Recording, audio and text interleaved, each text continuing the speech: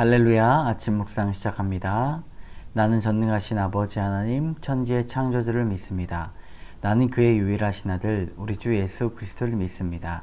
그는 성령으로 잉태되어 동정녀 마리아에게서 나시고 본디오 빌라도에게 고난을 받아 십자가에 못 박혀 죽으시고 장사된 지 사흘 만에 죽은 자 가운데서 다시 살아나셨으며 하늘에 오르시어 전능하신 아버지 하나님 우편에 앉아 계시다가 거기로부터 살아있는 자와 죽은 자를 심판하러 오십니다.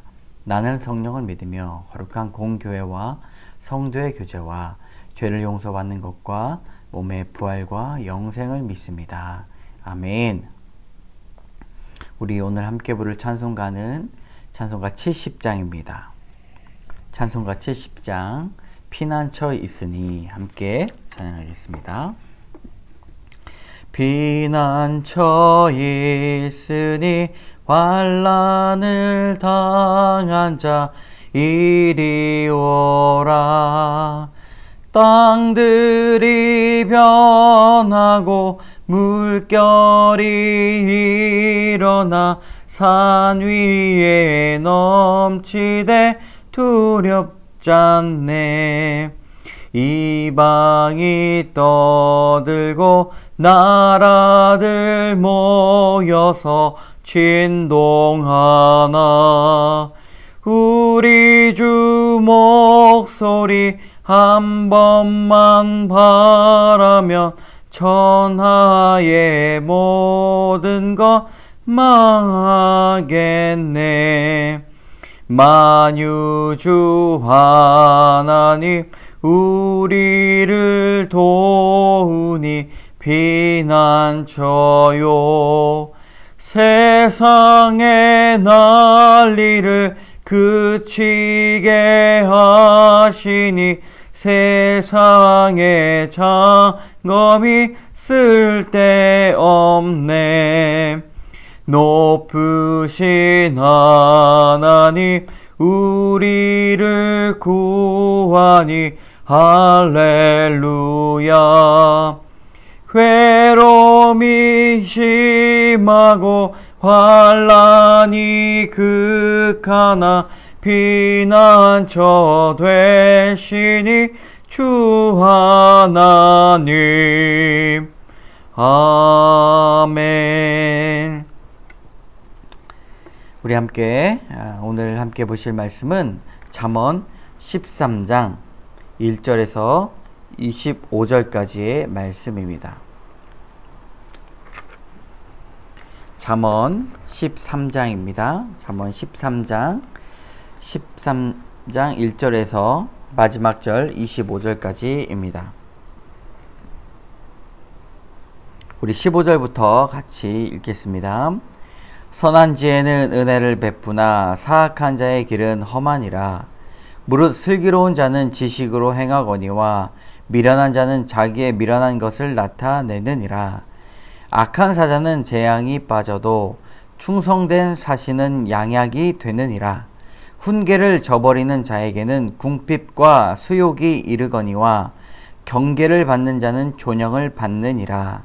소원을 성취하면 마음에 달아도 미련한 자는 악에서 떠나기를 싫어하느니라. 지혜로운 자와 동행하면 지혜를 얻고 미련한 자와 사귀면 해를 받느니라. 재앙은 죄인을 따르고 선한 보응은 의인에게 이르니라.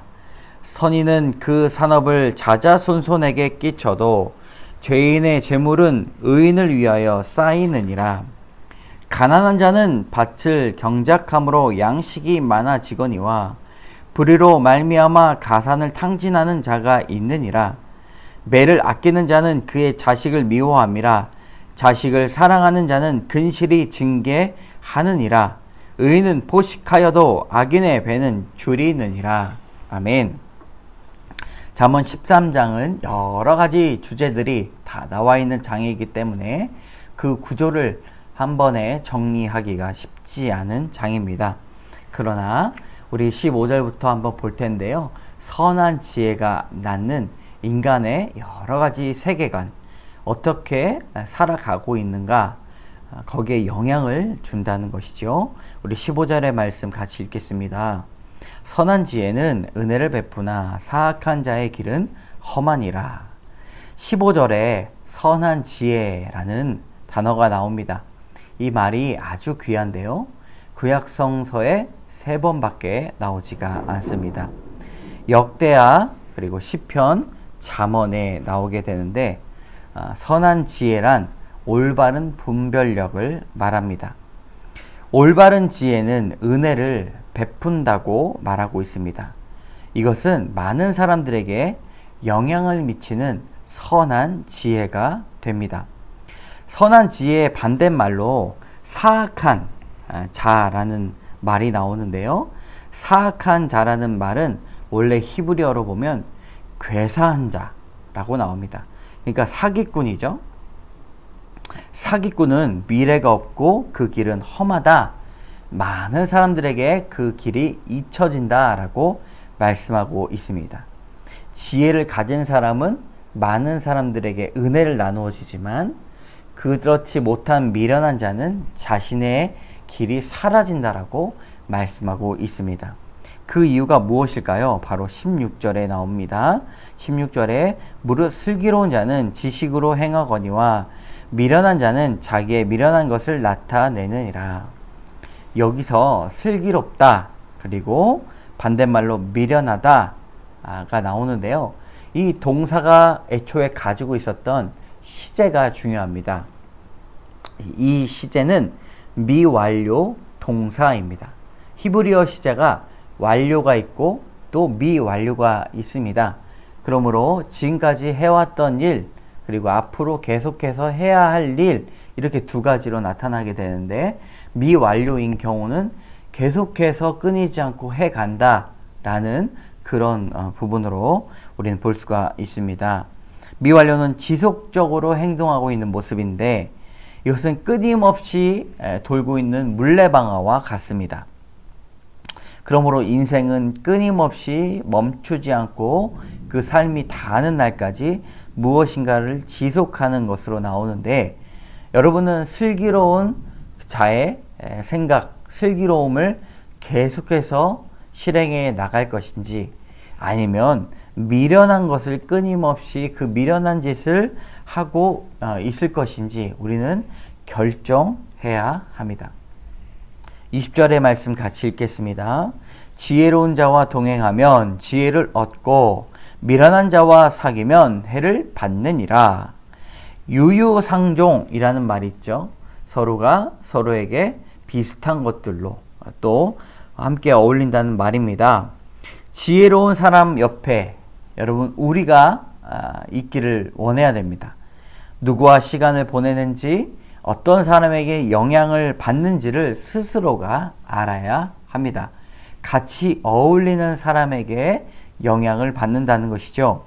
좋은 말을 하는 사람, 또 관심 어린 말을 할 줄 아는 사람, 따뜻한 말을 하는 사람 옆에서는요, 관심 어리고 좋은 말을 배우지만 남을 또 깎아내리는 말, 욕하는 말, 상처 주는 말이 있다면 우리는 그것들 또한 배운다는 것입니다. 그러므로 지혜로운 자와 동행해야 할 것입니다. 그래서 지혜를 얻고 살아가야 합니다. 우리 23절의 말씀 같이 읽겠습니다. 가난한 자는 밭을 경작함으로써 양식이 많아지거니와 불의로 말미암아 가산을 탕진하는 자가 있느니라. 23절의 말씀을 통해서 우리가 얻을 수 있는 지혜는 불의로, 그러니까 우리의 의도치 않은 어려움으로 말미암아 우리의 재산을 다 탕진하는 사람이 있다라는 것입니다. 아무리 우리 인생에 의롭고 아주 바르게 인생을 산다 하더라도 우리가 사회적으로 정의가 사라지고 또 폭정이 이루어지면서 집안이 망하거나 국가가 망하는 어려움을 당할 수 있다는 것입니다. 사람이 게으르거나 불경건하지 않아도 사회적인 불의로 가난해질 수 있다는 점에서 오늘 이 잠언은 굉장히 귀한 가치가 있습니다. 왜냐하면 가난한 자에게 있어서 하루하루 열심히 일하면 먹고 살만하다, 부자가 될 수 있다라는 그런 희망이 있습니다. 그런데 반대로 보면 그렇지 못한 상황이 있다는 것이죠. 여러분, 우리는 무엇이 어떻게 되든 하나님 앞에 감사하고 하나님을 의지해야 할 것입니다. 우리가 잘 된다고 해서 그것이 하나님의 뜻이고, 우리가 잘못된다고 해서 그것이 하나님께서 우리를 등 돌리는 것이 아니라는 사실을 깨달아야 할 것입니다. 우리 24절의 말씀입니다. 매를 아끼는 자는 그의 자식을 미워함이라. 자식을 사랑하는 자는 근실히 징계하느니라. 잠언에서도 빠지지 않고 나오는 것은 자녀 교육에 대한 내용입니다. 자녀 교육에서 우리가 양육할 때 하나님께서 주신 지혜가 반드시 필요합니다. 자녀 교육이 실패하면 자식들의 인생뿐만 아니라 우리가 살아가고 있는 공동체에 악영향을 끼치기 때문입니다. 여기서 매를 댄다라는 말은 신체적으로 압력이기 때문에 요즘 시대에는 쉬운 일은 아닙니다. 그러나 우리가 비교해 보아야 될 것은 부모가 아이들의 행동을 그냥 내버려 두어서 문제를 크게 만드는 것보다 혼내는 것이 더 좋은 길이라고 말하고 있는 것이죠. 이것이 바로 지혜입니다. 매를 대지 않고 올바른 길로 가도록 만드는 것이 최상의 방법이지만 아이들이 올바르지 않은 길에 들어설 때는 훈계해야 할 것입니다. 오늘 말씀을 통하여서 나누고자 하는 두 가지의 교훈, 첫 번째 교훈은요, 울타리를 세워라. 18절의 말씀, 훈계를 저버리는 자에게는 궁핍과 수욕이 이르거니와 경계를 받는 자는 존영을 받느니라. 여기서 훈계를 저버린다 라는 뜻은 가르침을 잘 수용하다가도 잊어버리거나 실천을 하지 않는 사람들을 말합니다. 그들에게 있어 찾아오는 것은 가난과 수치이죠. 성경은 이것을 궁핍과 수욕이다 라고 말하고 있습니다. 이것이 어떤 말입니까? 가르침이 반드시 필요하다는 것입니다. 우리를 제어해주고 우리를 양육해줄 그런 말씀의 필요성을 나타내고 있습니다. 그렇기 때문에 우리는 끊임없이 성경에서 하나님의 지혜를 탐구해야 합니다. 어제의 지혜가 다 됐고 필요했기 때문에 오늘 지혜는 필요 없어 라고 말하지 않는 것이죠. 우린 날마다 하나님께 지혜를 달라고 간구해야 합니다. 18절의 말씀에 보면 마지막에 훈계를 받는다는 말, 이것은요 경계를 긋는다 라고 하는 말로 나옵니다. 경계를 받는 자는 존영을 받느니라. 그러므로 우리는 하나님의 말씀을 경청하며 살아갈 때 그 가르침이 울타리를 친다라고 볼 수가 있습니다. 울타리를 치면 가지 말아야 할 곳과 다녀야 하는 길이 구분이 되죠. 그런 사람들 존경을 받는다라고 말씀하고 있습니다. 우리 두 번째 교훈입니다. 만족함이 있는 삶. 25절의 말씀. 의인은 포식하여도 악인의 배는 줄이느니라. 하나님의 지혜가 있는 삶은 포식하는 삶입니다. 이는요, 만족이 있는 삶을 말하는 것이죠. 세상 어디를 보아도, 누구를 보아도 사실상 인간은 만족을 모르는 인간들입니다. 백만장자는 계속해서 돈을 원하고, 유명한 정치인들, 명예 있는 사람들도 계속해서 명예에 배고프고 있습니다. 그러므로 사람의 그 허영심을 채울 수 있는 것은 아무것도 없습니다. 사람에게 만족이 없다는 말이죠. 그러나 의인은, 곧 하나님의 지혜를 얻고자 하는 사람들은 포식한다라고 말씀하고 있습니다. 이것은 매우 영적인 일입니다. 정신적인 일이기도 하고요. 예수님과 함께하는 삶, 우리의 허영심의 그릇은 온데간데 사라지고 온전히 우리의 주인이 예수님이 되실 때 우리에게 큰 만족이 있는 삶을 줄 것입니다. 그렇지 못한 사람은 날마다 자신의 욕심으로 줄일 것입니다. 함께 기도하겠습니다. 참 좋으신 하나님, 감사합니다. 지혜를 더하여 주시고 우리가 인생의 울타리를 세우는 훈계를 온전히 잘 받아들일 수 있도록 인도하여 주시옵소서. 하나님, 사람의 허영심과 만족을 채울 수 있는 것이 아무도 없습니다. 온전히 예수 그리스도의 은혜로 우리의 부족한 부분들을 채우며 만족한 삶을 살 수 있도록 인도하여 주시옵소서. 모든 말씀 예수님 이름으로 감사드리며 기도드립니다. 아멘. 하늘에 계신 우리 아버지, 아버지의 이름을 거룩하게 하시며 아버지의 뜻이 하늘에서 같이 땅에서도 이루어지게 하소서.